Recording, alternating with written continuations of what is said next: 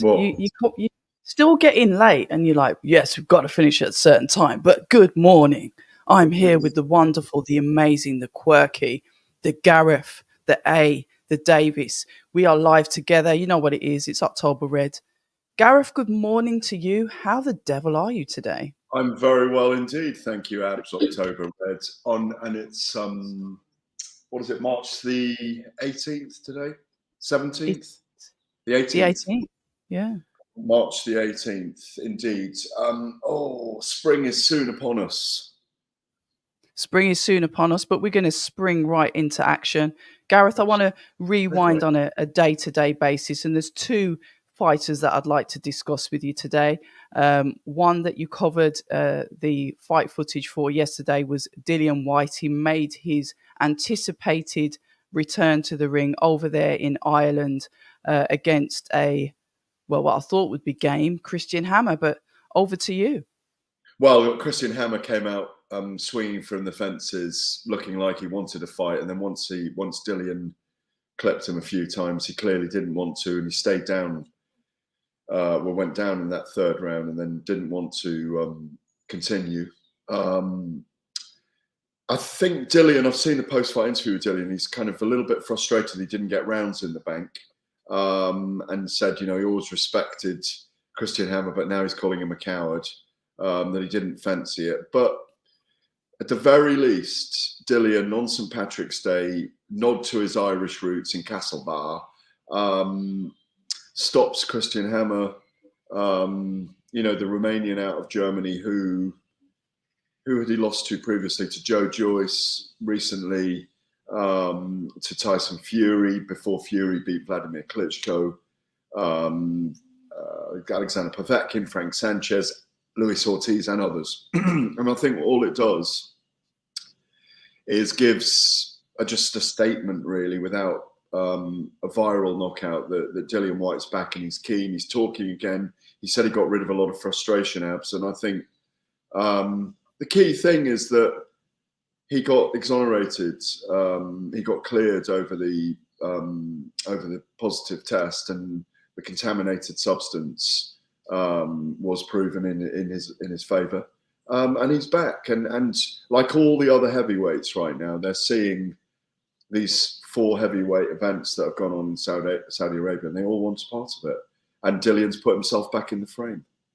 Yeah, you did mention that, and it's really key that you mentioned that last week when we spoke. You said there's still fights out there for Dillian. Yeah. This could be almost like his audition to get back in the mix. We've heard the promoters say, well, let's see how he gets on Sunday. Then maybe we can have discussions about him getting back in the mix. So it's almost like you foresaw, and probably more than I did, if I'm honest. Maybe I'm a pessimist, but you kind of like foresaw that this was going to happen. Well, no, I think when you look in the background, that Anthony Joshua fight just didn't happen last year. And Anthony Joshua isn't going to be looking for Dillian Whyte right now. Because he's got his eyes on Tyson Fury or Alexander Usyk. But as things sometimes do happen in the heavyweight division, it doesn't play out for Joshua as he wishes. Dillian Whyte is a fight that will sell. Dillian Whyte is a fight that, it's not a main event.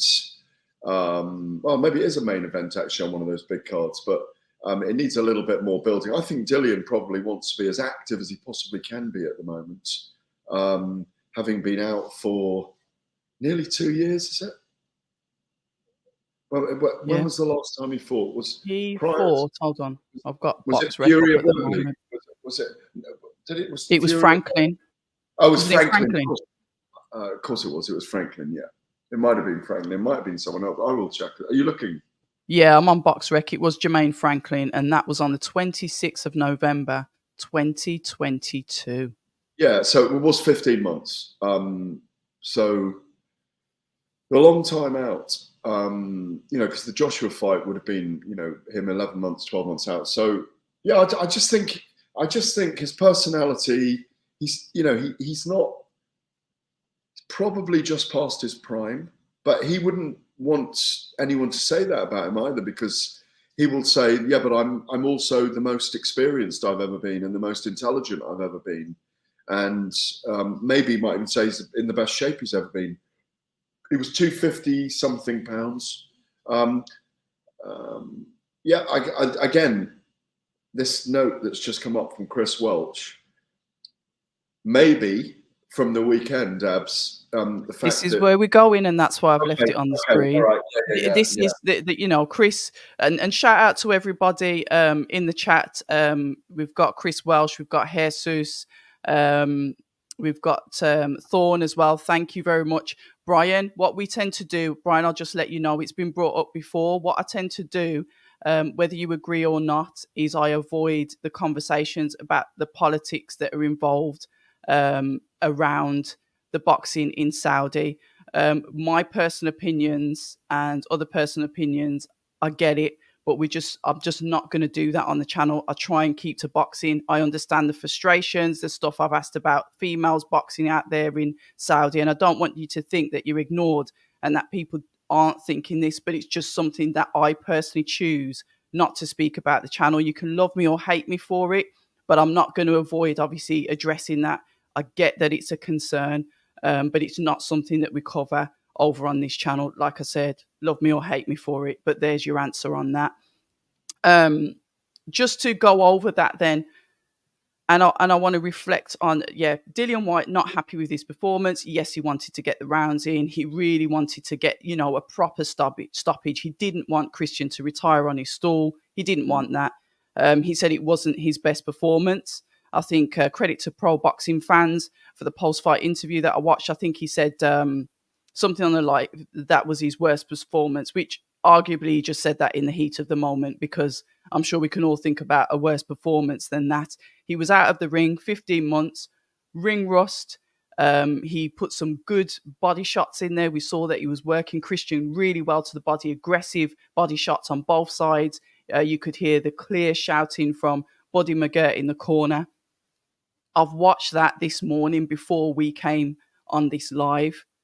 Previously, obviously, I was in Birmingham, an absolutely fantastic show. Credit to Queensberry and Frank Warren for putting on that Magnificent 7. I was sat in that seat and I was worried about getting up to go backstage to get post-fight interviews because I was worried I was going to miss the next event. Mm-hmm. So I ended up watching the majority of the fights. I didn't really want to move from ringside. A really good card. Frank brought it home to Birmingham. So yes, there will be bias with that, but a fantastic card. But talk to me about Joyce. Your thoughts on that, and we can discuss that because I know I'm mindful of the time. Yeah, just finally on Dillian Whyte, because I spoke to Buddy McGirt on Saturday night. Oh, nice one. As well. All they really wanted was a win. Look, they've got the win. Yes, the frustration's there. Dillian's a very menacing figure for me, for many fighters, apart from the very, very elite. And I think we need to remember that. But so too is Joyce. And he did get the rounds in on Saturday night against Cash Ali. And I spoke to Joe afterwards live on I listened. Oh, did it? Well, he was a bit down on his own performance, I thought. He was. But I think the rounds in the bank were probably really good for him. Cash Ali was coming and crouching and looking for that huge overhand right, from the very beginning, playing possum on the ropes, not really engaging in exchanges too much. So made Joe work in that sense. And Joe just looked like Joe did when he beat Joseph Parker a year and a bit ago. He looked the same guy who went in against Zhili Zhang. I think there wasn't a lot coming back. But Joe is that. He is that juggernaut figure. And, I said to him, don't be too down on yourself. The rounds in the bank are brilliant. Cash Ali was very defensive. He did land that big right down the pipe a couple of times as well. Joe withstood that. It was nice to see Cash Ali and Joe in dressing room together afterwards. But you know what I'm going to say? Maybe the fact that they both won on the same weekend, Joyce and Dillian Whyte, Abz, maybe it's time for those two to be matched against each other in Saudi Arabia. I agree. I'm with you in that, and that's why Chris Welsh's comment was very, very well timed. Watching Joyce live, it's different when you watch a fight live to when you're watching it on the TV. There's a magnitude in difference. Joyce is what it's on the tin. He is that fighter. Frustrating at times because he does seem quite slow with his punches. They're sort of like telegraphed from quite far back. So if you've got that boxing brain, you can adapt and I guess move out the way a lot quicker than say a fighter that maybe is slower themselves. It was his first fight back after, terrible losses against Zhilei Zhang. So you think, where does he go? You always look at the heavyweights and you think, and this is just me personally, I don't know if you do the same, Gareth, where's their ceiling? Because boxing has a habit of blowing the ceiling off. Say, for example, Joe Parker, the ceiling was off. He was going to do this to that fighter, this to that fighter. And we all get caught and wrapped up in that moment. And then we see the Zhang performance and we're like, And then the ceiling starts to build back again. And you start thinking, well, where can he go? Then there's a rematch. Wow, he's got balls. He can do this. He's got to... Then the ceiling goes further down. And then he has a comeback fight. Cash Ali. Personally, I didn't think it would go that far. Yes, congratulations, he got the rounds in. But I didn't think it would go that far. And it's like, now I'm thinking, okay, yeah, it's his first fight back. Yeah, it's after two, terrible losses. Good for Zhang, bad for him. But where does he go? And then we see Dillian, and it's almost paralleled in a sense. Dillian is Dillian. We saw him be himself. Maybe just slightly, he looked a bit more fleshy than he usually does. But we saw that, he's still got that aggression, maybe not with the hook, but with the body shots. And then you're looking at these two now and you're thinking, yeah, I think I like that matchup. Gareth? Yeah, I do like it. And I think unless they feel that they want to fight someone in that top 10 who's there at the moment, be it a Kabayel, Frank Sanchez, Arslanbek Makhmudov, because that's probably the level at the moment at which they're going to get slid into that Super League heavyweight mix. For me, the key for me is just that they're back and that they're in the win column again. Joyce would have suffered enormous confidence crashes after Zhilei Zhang. He's a very restrained character who doesn't express himself openly very much. And I think there's a lot inside Joe that needs to come out sometimes. And I think, that's why when his mother Marvel's there, she's a great barometer of that. She is. Can't hide how she's feeling. I remember clutching onto him when he lost the first time against Zhang. And I was trying to interview him in the ring for Talk Sport. And, she really was holding him like her boy there. And she is like that with him. And she's an amazing character. Documentary out on her, of course, that is worth watching about Marvel and about her eyesight and how she is and so on and how she lives. Great character. Look, I think both Dillian Whyte and Joyce are going to need to do this.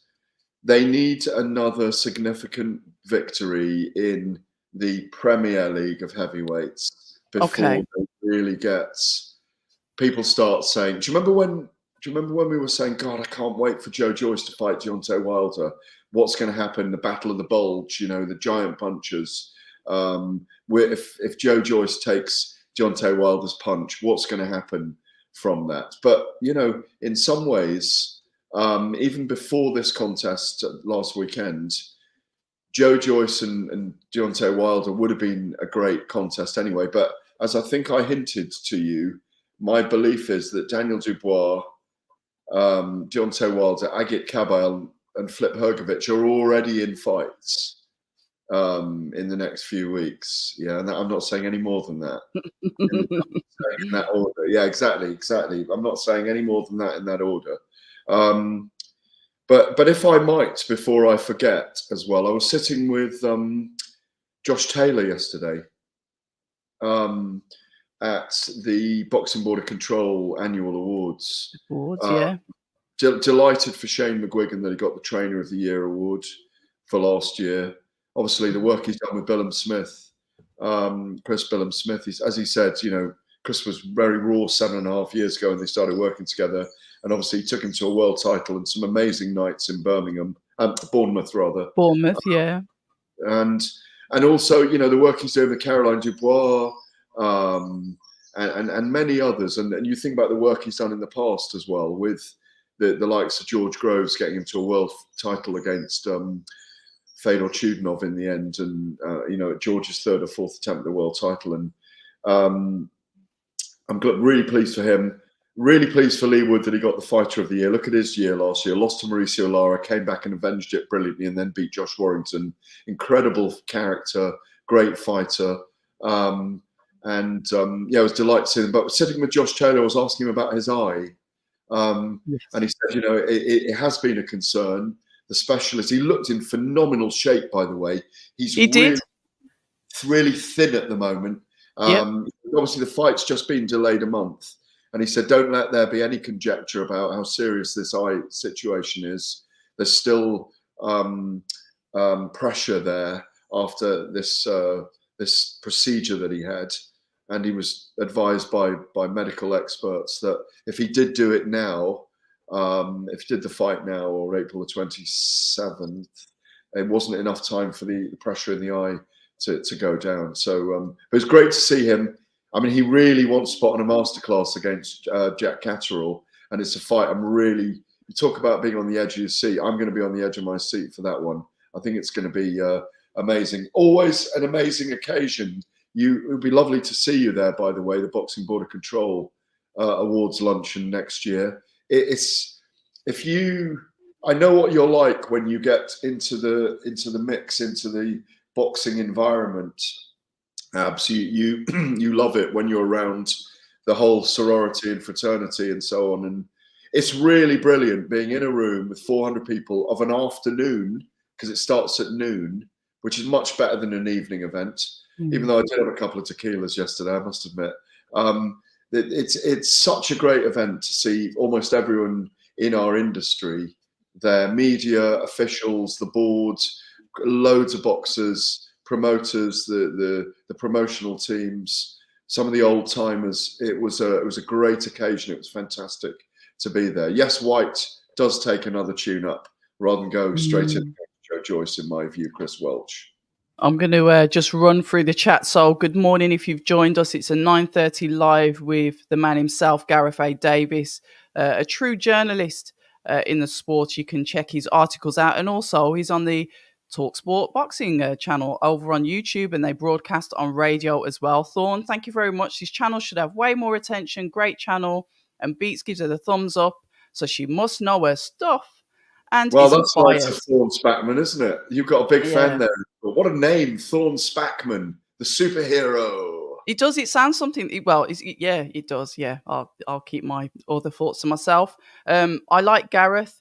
He ain't bad, even if he's a Fury fanboy. I'm not a Fury fanboy. I just think Fury. he would defend this to the death. I just think he's the #1 heavyweight in the world. Listen, we don't know if he's going to end up as the defining fighter of this heavyweight era. You're quite right, Mr. Spackman, with your views. I think, I've lost the note now, but I think he said he thinks AJ beats Fury 8th round knockout, didn't he? Did he say that? AJ, KO Fury round 8. Fury round 8. Yeah, maybe. We don't know yet. We don't know what Fury's going to look like against Alexander Usyk. I think he beats Usyk.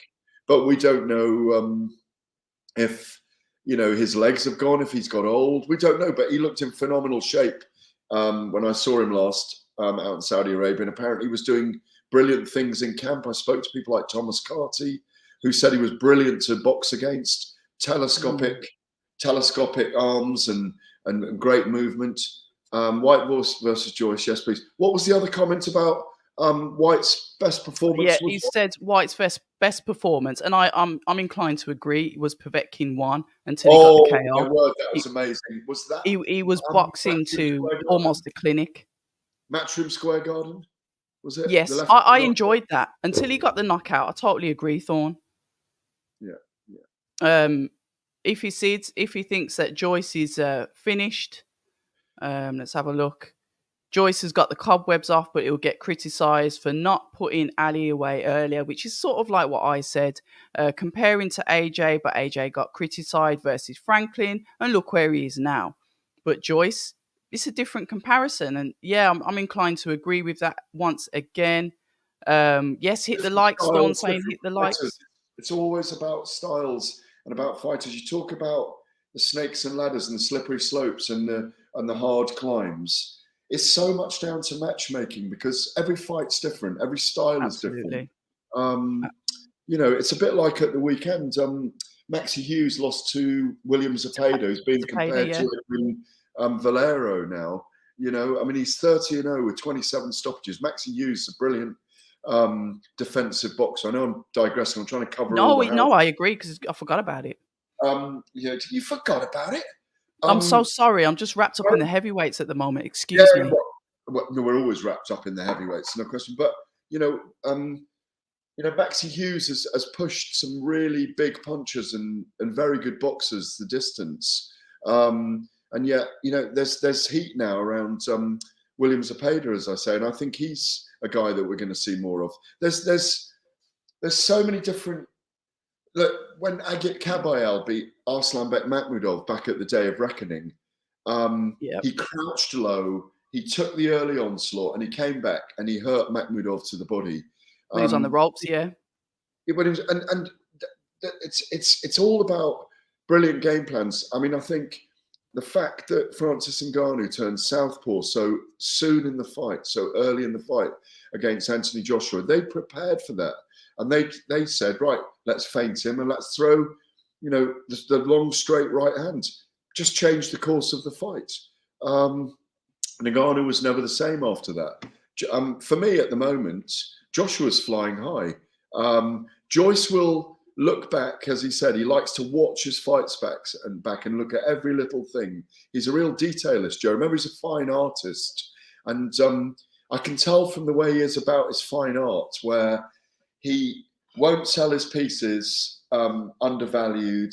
He's very meticulous about when you talk to him about his art. Obviously, he has that fine art degree. You can tell that he's someone that goes back to it and tinkers and doesn't give himself a deadline. And I think he's probably like that when he looks back at his own work in the ring. Of course, he'd rather have faster hand speed and the feet of a featherweight like Vasyl Lomachenko, but he's never going to have it.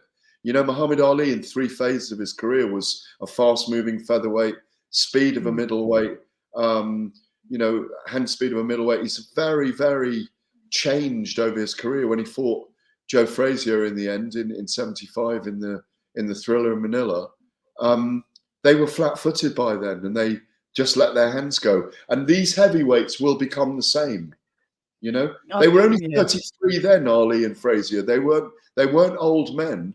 But they were in a different phase of their careers. I think this is AJ Mark III right now, and he's not going to move quite as much. But he's got a great team, I think, around him now. And I think the fascinating thing is going to be what happens with Fury and Usyk, whether Fury beats Usyk convincingly or not, whether that's a close fight, whether there's a step aside from Usyk for Fury and Joshua to fight, because it's the biggest fight in the sport. And let's be honest, everything's been stimulated again by the last few weekends. Correct word. Absolutely correct word. Yeah. Stimulated is the best word that you can, but it's true, because we've literally had these stagnant waters, and then it's like literally somebody's threw the pebble across the pond and the ripples are now starting to move out. It's a perfect word for it. Can you ask me some questions that you don't normally ask me?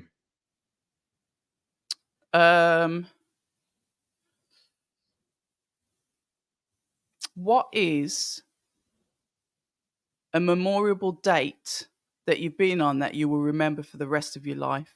Yesterday or Saturday, when I went to Talk Sport, I'm talking about the date itself. All right, go on. I didn't realise it'd be that. I thought you was going to throw me back to the 80s or something when you went out on your motorbike and went Um, through a forest or a field or what? Anyway, I went on the motorbike on Saturday. Okay. Yeah. But no, the date I'm going to throw at you is this. On Saturday, the 16th of March, I went into TalkSport. I did the TalkSport show, but it is the exact date, 28 years ago, that Mike Tyson took the WBC title from Frank Bruno at the MGM Grand Garden Arena. It's to the day 28 years ago. And if you think about it, Jake Paul wasn't even born. Yeah. And we're going to get those two in the ring together. And I think, what I'd like to say about it is, I can't remember if we discussed it last week, but boxing really should be denigrated. I know Mike Tyson's had a wild life, but how on earth can the world's most famous, most loved, I think, living boxer be in this scenario where he needs to fight, that he needs the money? I'm just really surprised that, maybe boxing took too much out of him, and it should have given him more. I fear for his health in the fight. I think he'll be dangerous for a few minutes. And I'd love to see him knock Jake Paul out, of course. Kind of leaping in and letting his hands go and doing that movement that he does so amazingly. But he's 57, not 27. And, 28 years ago, it just dawned on me that Saturday was 28 years since, Frank Bruno walked to the, crossing himself, walked out into the ring that night, and Mike Tyson regained the WBC title. It's a very, very long time. 28 years ago, you were in primary school, probably. Probably. It's weird, but I think boxing, and I think that's only a question that Mike Tyson can honestly answer himself. I don't begrudge him. Do I agree with it? No. Do I think that it can tarnish your legacy? Yes.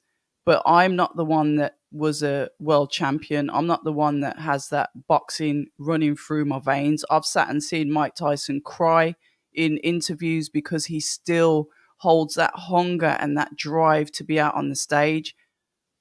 Whether or not, he doesn't give a toss what we think about it, but unless I've been in his shoes and I know how he thinks or how any boxer really thinks, I think I'm just going to leave that one up to the gods, as it were, and hopefully both fighters come out okay.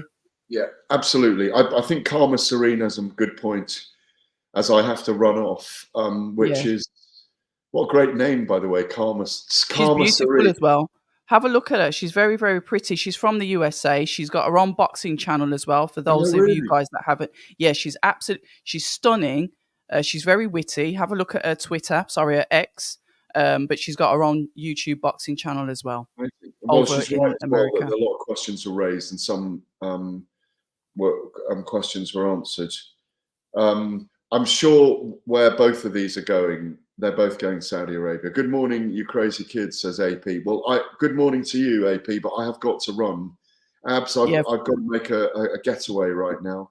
Yeah, it's okay. Listen, the engines are running, and I've got to jump. We'll do it again next week. So thank you to everybody that joined us. It was short and sweet, just like Gareth A. Davies himself.